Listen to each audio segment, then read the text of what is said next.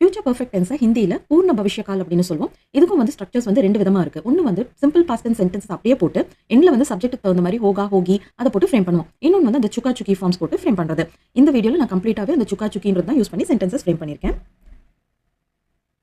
நான் மருந்து எடுத்திருப்பேன் இல்லை சாப்பிட்டிருப்பேன். அதாவது நம்ம சொல்லுவோம் இல்லைங்களா, நாளைக்கு இந்நேரம் நான் இந்த மருந்து சாப்பிட்டிருப்பேன் எடுத்திருந்திருப்பேன் அப்படின்ற மாதிரி சொல்றது. ஸோ ஸ்ட்ரக்சர் வந்து சப்ஜெக்ட் பிளஸ் verb பிளஸ் சுக்கா ஹூங்கா ஆர் சுக்கி ஹூங்கி.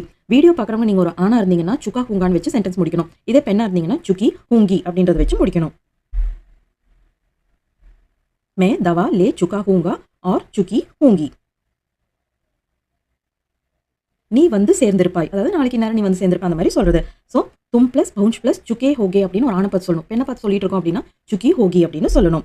தும் பவுஞ்ச் சுக்கே ஹோகே ஆர் சுக்கி ஹோகி. நீங்கள் பார்சல் கொடுத்திருப்பீர்கள். ஸோ இதுவும் அதே மாதிரி தான். ஆ பிளஸ் தே பிளஸ் சுக்கே ஹோங்கேன்னு ஒரு ஆணை பார்த்து சொல்லணும். ஒரு பெண்ணை பார்த்து ரெஸ்பெக்டாக பேசிட்டு இருக்கோம்னா சுக்கி ஹோங்கி அப்படின்னு சொல்லுவோம். ஆ பார்சல் தே சுக்கே ஹோங்கே ஆர் சுக்கி ஹோங்கி.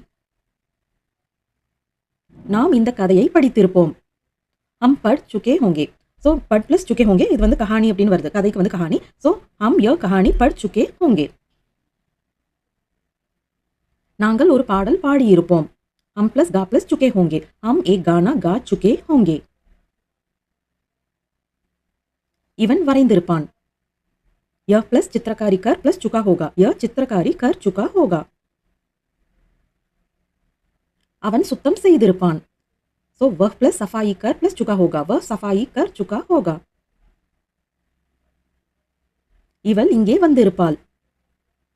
यह प्लस आ प्लस चुकी होगी. यह यहाँ आ चुकी होगी. अवल आड़ी इरुपाल. वह नाच चुकी होगी. वह नाच चुकी होगी.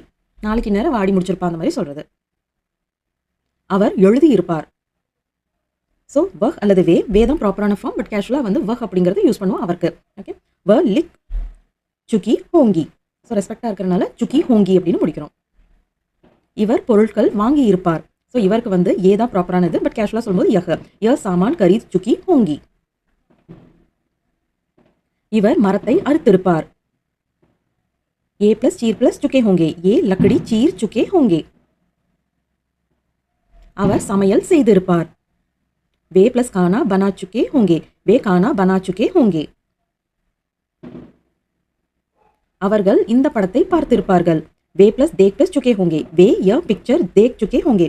ஸோ நாளைக்கு நேரம் அவங்க இந்த படத்தை பார்த்திருப்பாங்க அந்த மாதிரி சொல்றது. இவர்கள் ஒன்றாக சாப்பிட்டு இருப்பார்கள். ஸோ ஏ பிளஸ் கா பிளஸ் चुके होंगे. ये एक साथ खा चुके होंगे.